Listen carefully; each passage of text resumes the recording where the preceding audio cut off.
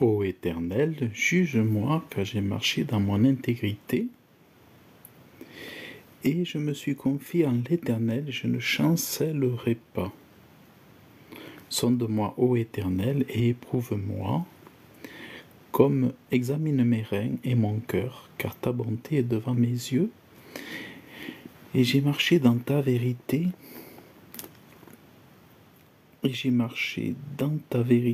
ne me suis pas assis avec des hommes vains, et je ne suis pas allé avec des gens dissimulés.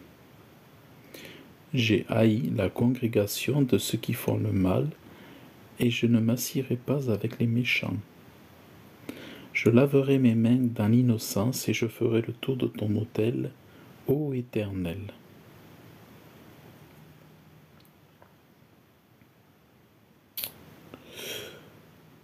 Ensuite, il est écrit, voilà, pour entonner la louange et pour raconter toutes tes merveilles. Éternel, j'ai aimé l'habitation de ta maison et le lieu de la demeure de ta gloire. N'assemble pas mon âme avec les pécheurs, ni ma vie avec les hommes de sang, dans les mains desquels il y a des crimes et dont la droite est pleine de présents. Ici, dans les passages que j'ai lus, on voit que Dieu nous conseille de faire attention aux mauvaises compagnies, de faire attention lorsqu'on choisit nos amis, nos copains, lorsqu'on choisit les personnes avec lesquelles on va passer notre temps, car c'est elles qui vont nous faire glisser vers des choses folles, vers le péché en fait. Donc c'est vrai que on doit examiner autour de nous des choses folles, vers le péché en fait. Donc c'est vrai que on doit examiner autour de nous. Il y a des personnes qui nous en tirent, on doit exercer le discernement. On ne peut pas s'assembler avec n'importe qui, n'importe comment. On ne peut pas accepter toute chose et n'importe quoi. Il faut faire très attention aux compagnies qu'on choisit, parce qu'il est dit dans la Bible, les mauvaises compagnies corrompent les bonnes mœurs. Et c'est incroyable comment les mauvaises compagnies, nous souillent et nous amènent vers le bas à toute vitesse. C'est incroyable comment on peut descendre aux enfers avec de mauvaises compagnies. Comment vous pouvez tomber dans le malheur, dans la dépression, dans la mauvaise estime de vous-même, dans des choses horribles. Alors, je lis le psaume 27. L'Éternel est ma lumière et mon salut. De qui aurais-je peur? Alors ça veut dire que je n'ai peur de personne. Ça, voyez, quand vous lisez ça, l'Éternel est ma lumière et mon salut, de qui aurais-je peur? Ça veut dire que tu dois confesser que tu n'auras peur de personne. Dans la mesure où l'Éternel est ta lumière et ton salut, tu ne dois avoir peur de personne. Tu ne dois pas avoir peur du diable. Tu ne dois pas avoir peur des démons. Tu ne dois pas avoir peur des choses qui sont tout autour de toi, qui te rendent un petit peu dans le trouble. Mais en fait, tu dois remettre tout cela entre les mains de Dieu, et Dieu va te donner la force pour que toutes ces choses, tu les domines, tu les maîtrises, tu les gères avec excellence. Ça, c'est vraiment, moi j'aime beaucoup, vous voyez, quand je lis ça, Dieu me guide, Dieu m'enseigne et me dit, n'aie peur de personne, n'aie peur de personne, n'aie peur de rien. Fais le bien, pratique le bien. Et vous savez ce que c'est que pratiquer le bien?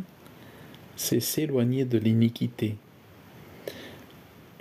Alors, commettre l'iniquité, c'est désobéir à la loi des 10 commandements de Dieu. En fait, à l'origine, il faut comprendre que l'iniquité, c'est la désobéissance à la loi. Et de quelle loi s'agit-il? En fait, il s'agit de la loi des 10 commandements de Dieu. Donc l'iniquité, c'est-à-dire c'est le péché, c'est la désobéissance aux lois de Dieu. Et on parle des 10 commandements, c'est-à-dire dès lors qu'on commence à mentir, voler, faire du mal à Dieu, faire du mal à déshonorer Dieu, faire du mal à son prochain, convoiter, mépriser, maudire son prochain, tout ça, c'est marcher selon la chair, comme il est écrit, et c'est la désobéissance à la loi de Dieu, la loi des 10 commandements. C'est pour ça que Jésus disait, grand sera celui dans mon royaume qui enseignera à garder mes commandements. Celui-là sera grand, mais celui-là qui retranchera un seul de mes commandements et qui dira de ne pas les enseigner, celui-là sera appelé petit dans mon royaume. Donc c'est pour ça que moi aujourd'hui j'enseigne à garder les 10 commandements par la puissance du Saint-Esprit qui nous a été donné, l'Esprit de Jésus, et nous sommes bien heureux. Alors, quand les méchants, mes adversaires et mes ennemis se sont approchés de moi pour dévorer ma chair, ils ont bronché et sont tombés. Quand une armée camperait contre moi, mon cœur ne craindrait pas. Voyez, une armée de légions romaines ou une armée de démons qui pourrait nous entourer, nous ne devons pas craindre les esprits, les autorités, les dénominations, les royaumes et tout ça. On ne doit pas craindre, parce qu'en fait, le seul qu'on a le droit et autorisé de craindre, c'est Dieu seul et Jésus-Christ que nous aimons. Les autres n'ont pas droit d'avoir notre crainte. Ils ne sont rien pour qu'on leur donne notre crainte. Moi, je vois, j'aimais tellement mon papa biologique, que j'en avais une crainte de lui. J'étais fier de lui, mais j'avais aussi une bonne crainte de mon père, parce qu'il était cette autorité que je devais respecter et que je devais obéir à ce qu'il disait, à ce qu'il me demandait. Quand j'étais enfant, j'obéissais à mon père parce que je savais qu'il pouvait se mettre aussi dans une colère si je n'obéissais pas. Il pouvait me punir, m'empêcher d'aller à droite, à gauche si je n'obéissais pas. Il pouvait, il pouvait exercer son autorité. Et bien avec Dieu, c'est le même amour. Nous savons qu'il est amour, mais qu'il est aussi fort, puissant, qui peut nous corriger, nous discipliner dans nos désobéissances, et donc que nous avons besoin d'avoir cette crainte, mais cette crainte en lui seul. Voilà. Voilà, ça c'est vraiment... Donc Dieu, vous voyez, ce matin, par exemple, il enseigne à ne pas craindre les hommes, à ne pas craindre les esprits, à ne pas craindre toutes les tempêtes qui sont autour de nous. Donc j'ai demandé une chose à l'Éternel, et je la rechercherai, c'est que j'habite dans la maison de l'Éternel tous les jours de ma vie. Voyez, l'Esprit de Dieu, par ses prophètes, par ses serviteurs, par ses amis, par les hommes de Dieu, recherche à vivre dans la présence de Dieu pour tous les jours et pour l'éternité. J'habite dans la maison de l'Éternel tous les jours, pour tous les jours et pour l'éternité. J'habite dans la maison de l'Éternel tous les jours de beauté de l'Éternel. Voilà. Qu'est-ce que nous... Moi, un de mes rêves, c'est de voir Dieu, enfin. Mon rêve, c'est de voir Dieu vraiment avec mes yeux. Parce qu'aujourd'hui, nous ne le voyons pas, parce qu'il est comme invisible. Mais un jour, quand nous serons transformés, à l'image fait semblable aux anges, nous verrons Dieu, nous verrons sa beauté. Ça, c'est la finalité de l'éternité, vous voyez. Finalement, c'est de voir la beauté de l'Éternel. Aujourd'hui, nous pouvons contempler ses œuvres, nous pouvons voir les animaux, les paysages, les bébés, les nouveau-nés, les enfants que Dieu nous donne. Nous pouvons voir le coucher du soleil, nous pouvons voir l'amour de notre vie, qui sont les œuvres de Dieu, le reflet de la beauté de l'Éternel et de ses œuvres. Mais un jour, nous verrons la beauté de Dieu et la beauté de Jésus-Christ. Et ça, c'est le rêve, de se dire qu'on va voir Dieu. Waouh! Notre papa, voilà, nous verrons notre papa. Ça, c'est vraiment fort. Ça, c'est vraiment fort. Et de se dire qu'on a un papa qui ne périra jamais. Nous avons un Père qui est éternel, qui n'est pas soumis à la vieillesse, qui n'aura jamais de fin de vie. Ça, c'est magnifique. Voyez, ça, c'est magnifique de vivre avec, savoir qu'on a un Père qui est là et qui vit dans notre cœur et il ne nous laisse pas seuls. Sa présence est avec nous chaque jour. Pour ça qu'en fait, la solitude pour un enfant de Dieu n'existe pas réellement, même si on peut être seul vis-à-vis des hommes, parfois, mais vis-à-vis de Dieu, on n'est jamais dans la solitude.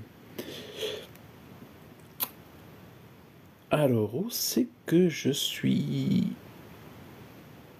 Alors, ah voilà. Car au mauvais jour, il me mettra à couvert dans sa loge, il me tiendra caché dans le secret de sa tente, il m'élèvera sur un rocher, et maintenant ma tête sera élevée par-dessus mes ennemis qui sont alentour de moi.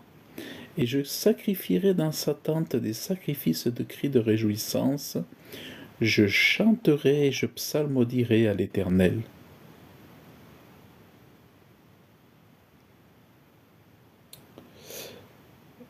Voilà. Alors, j'ai reçu une invitation à co-héberger. Je sais pas ce que ça veut dire. Hein. Une invitation à co-héberger. Qu'est-ce que c'est ce truc? Moi, je suis tout nouveau quand même sur TikTok. Donc, l'invitation à co-héberger, je ne connais pas. Hein. Alors, donc... Et maintenant, ma tête sera... Voilà. Et maintenant, ma tête sera élevée par-dessus mes ennemis, qui sont alentour de moi, et je sacrifierai dans sa tente des sacrifices de cris de réjouissance, et je chanterai, je psalmodierai à l'Éternel. Éternel, écoute de ma voix, je crie à toi, use de grâce envers moi, et réponds-moi.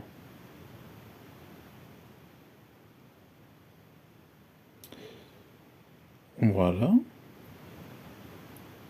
Mon cœur a dit pour toi, cherchez ma face, je chercherai ta face, ô Éternel. Voilà, on doit vraiment chercher Dieu, chercher sa présence, chercher à être dans sa présence. Ne me cache pas ta face, ne me repousse point, ton serviteur avec colère. Tu as été mon secours, ne me délaisse pas, ne m'abandonne pas, ô Dieu de mon salut. Ah, voyez, écoutez, car mon père et ma mère, vous voyez, on a vraiment la paternité de Dieu envers nous. Car mon père et ma mère m'auraient abandonné, l'Éternel me recueillera. L'Éternel m'adopte. Dieu nous adopte. Nous avons le Père céleste, notre Père par adoption, qui fait que nous ne sommes plus orphelins. Lorsque Dieu nous adopte, nous ne sommes plus orphelins. Moi, par exemple, en 2020, j'ai perdu mon père et ma mère, les deux, quasiment à une semaine d'intervalle, ils sont décédés tous les deux. Et je me suis retrouvé assez jeune finalement, j'avais pas encore la cinquantaine, et je me suis retrouvé sans parents. Et très rapidement, Dieu m'a rempli toujours à nouveau de sa présence et j'ai pu gérer le deuil. J'ai pu gérer toutes ces émotions fortes avec le secours de Dieu. Eh bien, Dieu m'a permis de gérer ça de façon incroyable. Et lui qui était déjà dans ma foi, mon père adoptif, Dieu, parce que je l'avais raconté à mon père biologique déjà, que Dieu était mon père adoptif, je lui avais raconté ça, il ne comprenait pas. Mais quand mon père biologique est décédé, eh bien, le fait que Dieu soit mon père par adoption a toujours, cette idée-là a toujours été accentuée. Voilà.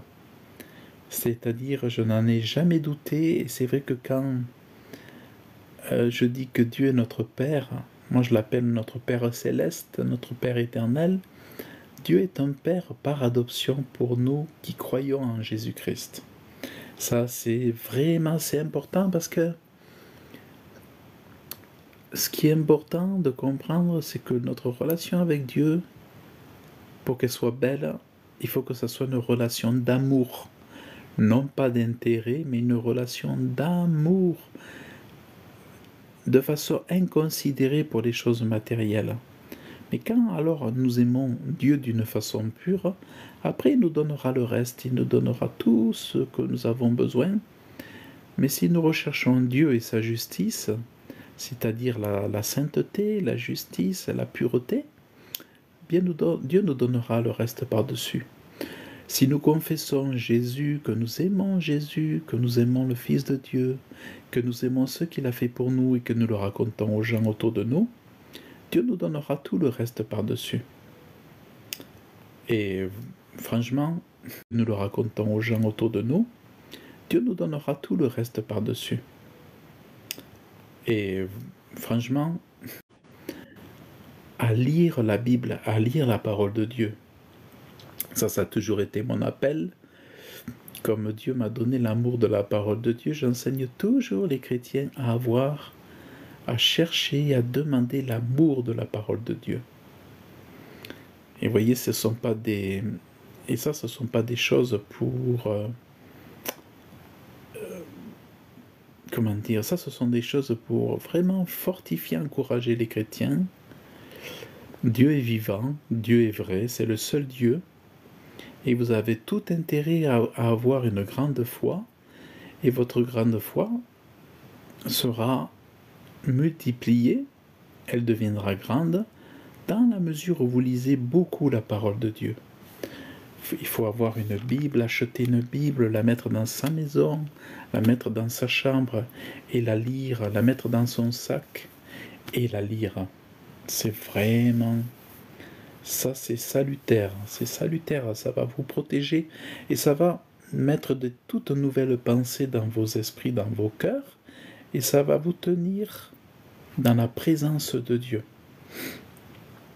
Alors, Éternel, enseigne-moi ton chemin, conduis-moi dans le sentier uni à cause de mes ennemis, ne me livre pas au désir de mes adversaires, car de faux témoins se sont élevés contre moi, et des gens qui respirent la violence. Si je n'avais pas eu la confiance que je verrais la bonté de l'Éternel dans la terre des vivants, attends-toi à l'Éternel, fortifie-toi et que ton cœur soit ferme. Oui, attends-toi à l'Éternel.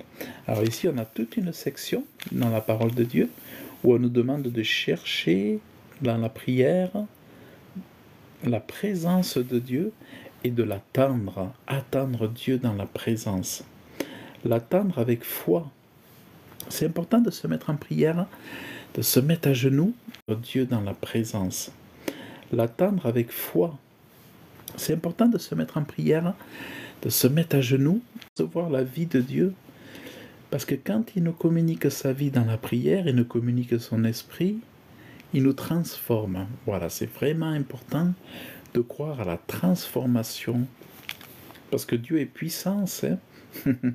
Dieu nous transforme avec puissance et nous renouvelle chaque jour dans sa présence avec puissance.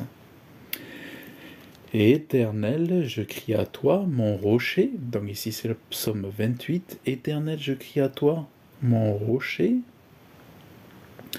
Ne te tais point envers moi, de peur que si tu gardes le silence envers moi, je ne sois fait semblable à ceux qui descendent dans la fosse. Écoute la voix de mes supplications quand je crie à toi, quand j'élève mes mains vers l'oracle de ta sainteté. Ne m'entraîne pas avec les méchants ni avec les ouvriers d'iniquité qui parlent paix avec leur prochain, tandis que la méchanceté est dans leur cœur. Ça c'est vrai, hein, vous avez beaucoup de pasteurs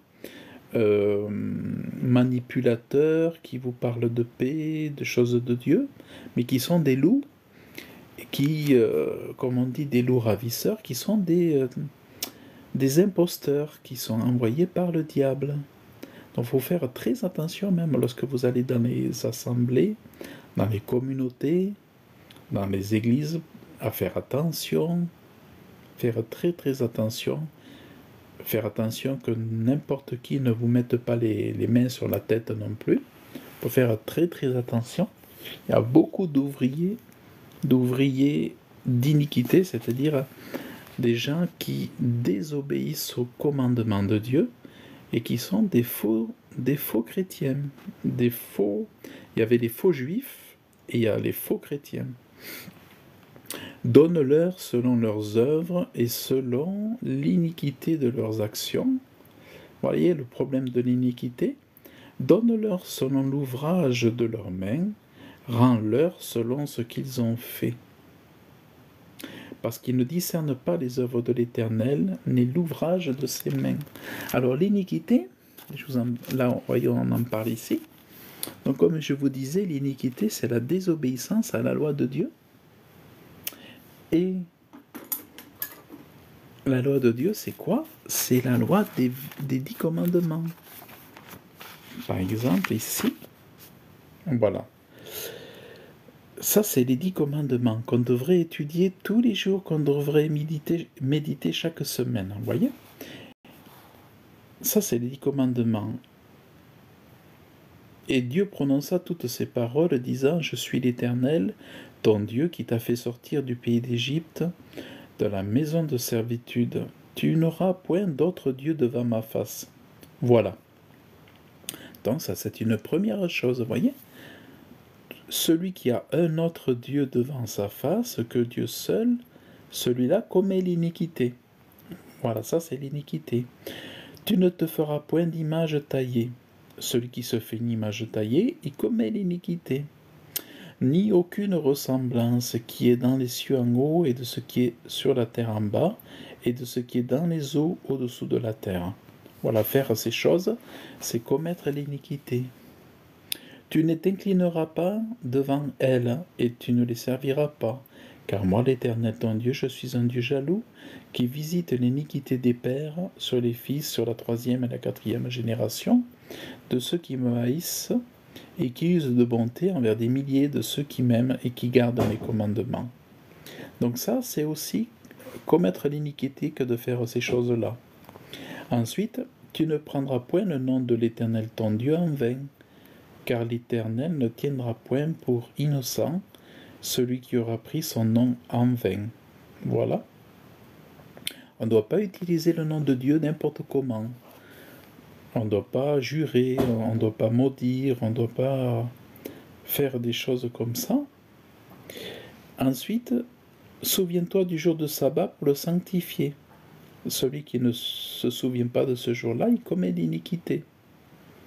Il est dit, 6 jours tu travailleras et tu feras toutes tes œuvres, mais le 7e jour est le sabbat consacré à l'Éternel, ton Dieu. Tu ne feras aucune œuvre, ni toi, ni ton fils, ni ta fille, ni ton serviteur, ni ta servante, ni ta bête, ni ton étranger, qui est dans tes portes, car en 6 jours l'Éternel a fait les cieux. Tu ne feras aucune œuvre, ni toi, ni ton fils, ni ta fille, ni ton serviteur, ni ta servante, ni ta bête, ni ton étranger, qui est dans tes portes, car en 6 jours l'Éternel a fait les cieux. Dit, personne ne devrait ni acheter, ni vendre, ni travailler. Mais aujourd'hui, les chrétiens, ils observent le commandement des hommes à la tradition et ils se reposent le dimanche au lieu du samedi. Ils ont été trompés par le Saint-Empire romain. Voilà. Ensuite,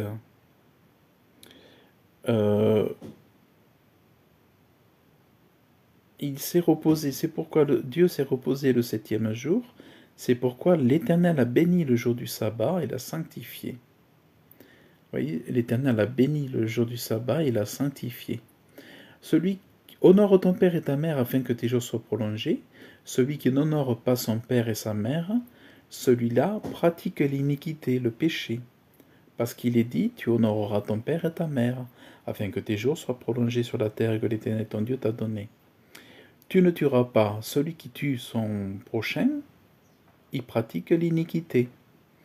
Tu ne commettras point d'adultère. Celui qui couche après la femme de son prochain commet l'iniquité. Vous voyez, ça c'est l'iniquité, l'adultère. Tu ne déroberas pas. Celui qui est un voleur pratique l'iniquité. C'est ça l'iniquité. Donc, si vous voulez savoir ce qu'est l'iniquité et ce qu'elle n'est pas, il faut regarder toujours et étudier toujours les 10 commandements de Dieu, contrairement à ce qu'ont dit les pasteurs. Elle est toujours, et elle sera toujours très importante, quelle que soit l'alliance. Dans l'ancienne alliance, les 10 commandements étaient là. Dans la nouvelle alliance, les 10 commandements sont là, parce qu'ils sont la connaissance de ce qu'est l'iniquité ou pas. Par contre, celui qui ne tombe pas dans ces choses-là, ça veut dire que celui-là, c'est celui-là qui marche par l'esprit. L'homme qui marche par l'esprit, il ne va pas tuer, il ne va pas mettre l'adultère. Celui qui marche là par le Saint-Esprit, par l'Esprit, ne dérobe pas, parce qu'il a reçu l'Esprit de Jésus-Christ, qui lui donne la force de marcher par l'Esprit et de ne pas tomber sous la loi, de ne pas tomber sur la loi de l'iniquité, parce qu'en Jésus-Christ, voilà, donc vous voyez ici, vous avez les 10 commandements qu'il faut étudier, mais les pasteurs qui malheureusement n'ont pas été enseignés par des apôtres, mais ont été enseignés par des écoles théologiques, ils sont dans l'erreur doctrinale. Ils ne comprennent pas ce qu'est l'iniquité, ils ne comprennent pas l'histoire des alliances, et voilà. Alors, on était par ici. Alors, j'ai une porte qui claque, je reviens.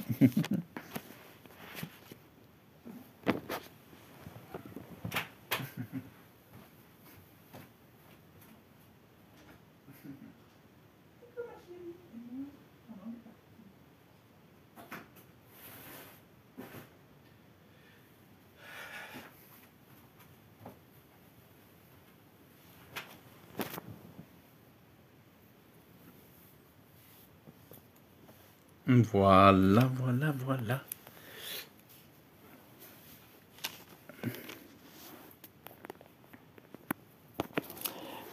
Les portes, voilà un petit peu. Alors, où c'est qu'on en était? Où c'est qu'on en était?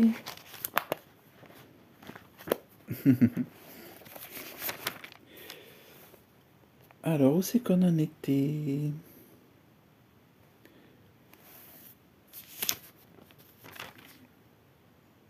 Craigne.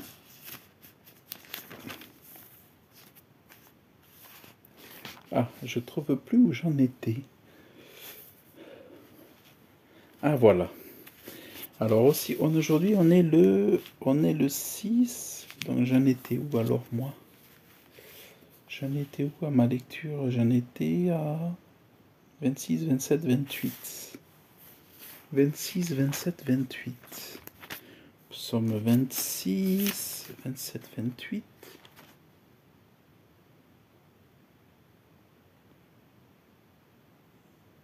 Ah oui, oui, oui, voilà, voilà, voilà.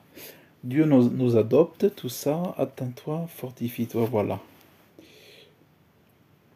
Donc voilà, un petit peu, voilà, un petit peu.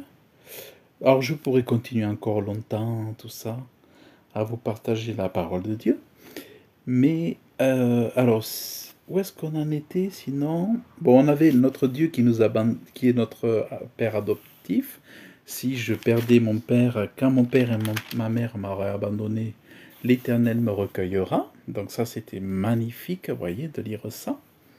Et ensuite, je vous ai parlé de l'iniquité. Je sais plus pourquoi, par rapport à quoi. Ah oui, c'est parce qu'on lisait « Ne m'entraîne pas avec les méchants, ni avec les ouvriers d'iniquité qui parlent paix avec le prochain, tandis que la méchanceté est dans leur cœur. Alors, voyez, on parle de l'iniquité. Voilà, l'iniquité, je vous ai dit que c'est par rapport aux 10 commandements de Dieu. Celui qui marche par le Saint-Esprit de Jésus ne commet pas l'iniquité parce qu'il est assisté par le Saint-Esprit qui lui donne la force de résister au mal, mais celui qui marche par la chair et qui est soumis à Satan, il pratique l'iniquité, il y prend plaisir. Donc c'est là qu'on va voir tous les faux pasteurs, tous les ceci, cela qui ont plusieurs femmes, qui font les choses dans le mensonge, alors que la Bible dit que dans la Nouvelle Alliance, un pasteur ne doit avoir qu'une seule femme. Autrefois, c'est vrai que dans l'Ancien Testament, on voyait que les hommes avaient plusieurs femmes. On voyait que David, David, il avait plusieurs femmes. Salomon, il y en a plusieurs, mais beaucoup aussi ont été visiblement sans femme. Il y en a certains qui étaient sans femme. Par exemple, Samuel n'avait pas de femme. L'apôtre Paul n'avait pas de femme, donc il y en a qui avaient choisi d'être sans épouse, mais normalement, aujourd'hui, quelqu'un qui vit avec plusieurs femmes, un pasteur soi-disant, il commet l'iniquité. Alors donne-leur selon leurs œuvres. Vous voyez, il y a une punition pour ceux qui marchent avec l'iniquité. Donne-leur selon leurs œuvres, selon l'iniquité et leurs actions. Donne-leur selon l'ouvrage de leurs mains, rends-leur selon ce qu'ils ont fait.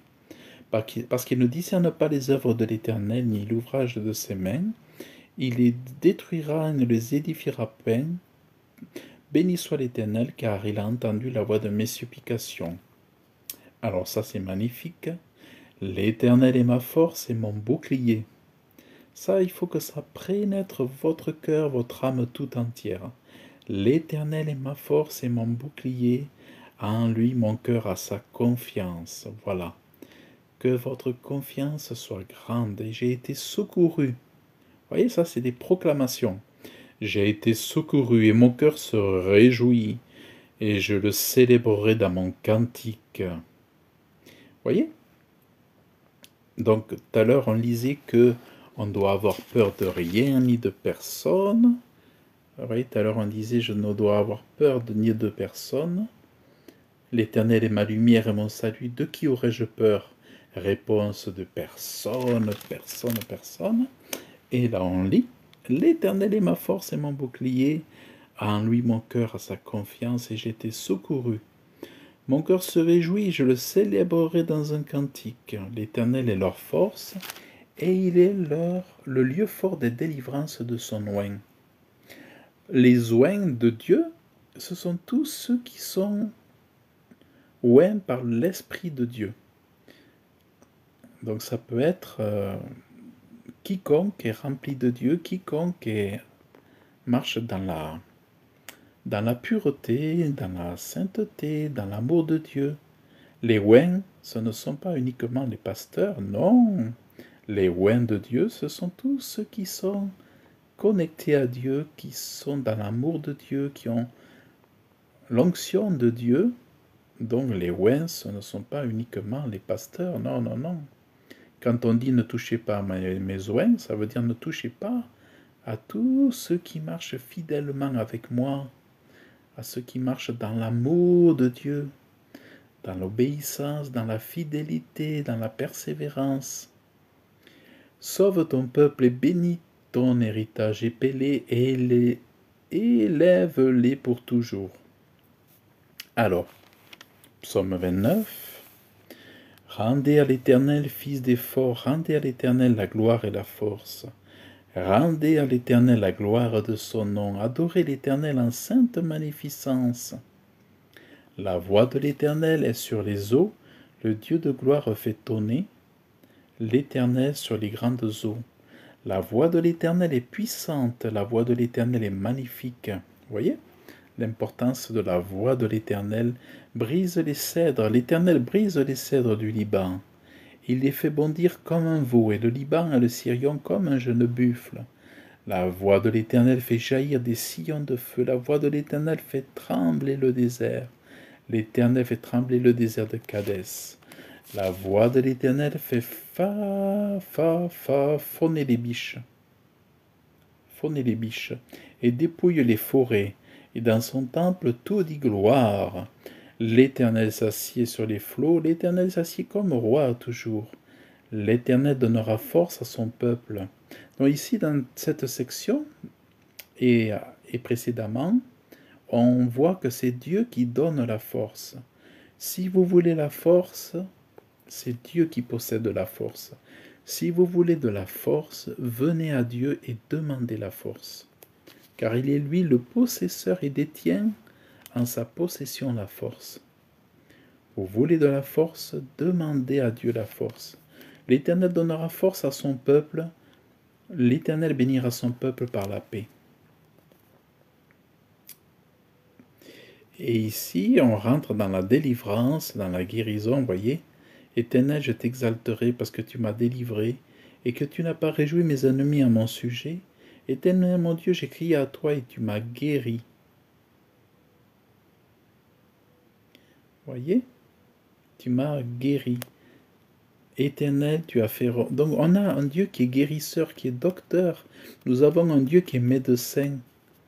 Nous sommes trop mal habitués, nous, à avoir des pharmacies, des docteurs, des ceci, des cela, des cliniques et tout, mais c'est Dieu le médecin. Éternel, tu as fait remonter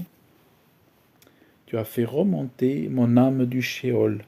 Tu m'as rendu la vie d'entre ceux qui descendent dans la fosse. Chantez à l'Éternel, vous ses saints, célébrez la mémoire de sa sainteté, car il y a un moment dans sa colère, il y a une vie dans sa faveur. Le soir, les pleurs viennent loger avec nous, et il y a un chant de joie. Et moi j'ai dit, dans ma prospérité, je ne serai jamais ébranlé. Vous voyez, il y a une prospérité en Dieu, hein.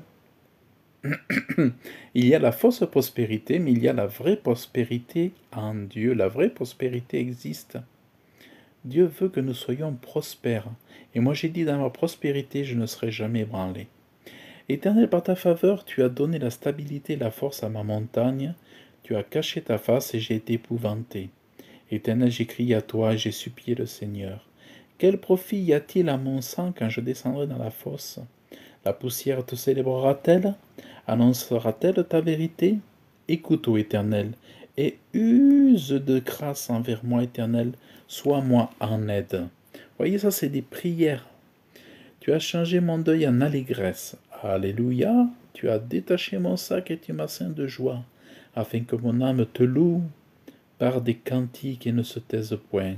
Éternel mon Dieu, je te célébrerai à toujours. Voilà. Dieu, ce que je vous disais tout à l'heure, Dieu a changé mon deuil en allégresse. Moi, par exemple, quand mes parents sont morts tous les deux à 7 jours d'intervalle, mes parents, c'était ma vie, quoi, mes parents. Mais Dieu m'a transformé, m'a assisté dans la période de deuil. Dieu m'a donné une force incroyable, incroyable. C'est même moi qui ai fait les cérémonies des obsèques. J'ai pris ma guitare et j'ai chanté des cantiques pour honorer la mémoire de mes parents et honorer la présence des invités. Et c'est moi qui ai fait les lectures des textes, c'est moi qui ai fait les cantiques. J'ai préparé tout ça alors que j'étais en deuil. C'est Dieu qui m'avait donné cette force incroyable. C'était un témoignage de comment Dieu peut saisir votre cœur, saisir vos émotions et vous fortifier d'une façon extraordinaire. Voilà donc ce que je voulais partager. Bon, ben là, je vais continuer ma lecture encore pendant 1 heure ou 2, mais c'est ce que je pouvais partager avec vous ce matin. Et comme je suis tout nouveau sur TikTok, voilà, j'y vais progressivement. Et alors, je vais essayer de mettre des likes. Ah, je vois qu'il n'y a eu aucun like. Ah, ben alors moi je vais me liker tout seul, alors je me like moi-même. Hein, parce qu'en fait, si je tapote moi-même, je m'auto-tapote et je vois que la jauge s'augmente toute seule avec mon propre tapotage. Alors je me tapote tout seul, je me sollicite tout seul, mais ce n'est pas grave. Au moins comme ça, avant de partir, je tapote un peu. Voilà, j'ai obtenu des likes par moi-même. Alors je retapote encore. J'ai obtenu des likes par moi-même. Alors je retapote encore.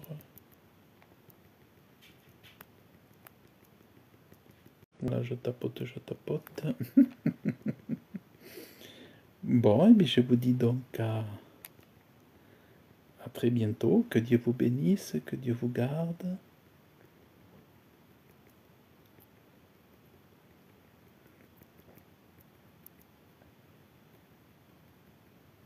Je tapote, je tapote. Ils me font rire quand ils parlent de tapotage. Tapoter, tapoter, tapoter, tapoter. Voilà. Allez, bien, que Dieu vous bénisse et je vous dis à très bientôt. Bye bye.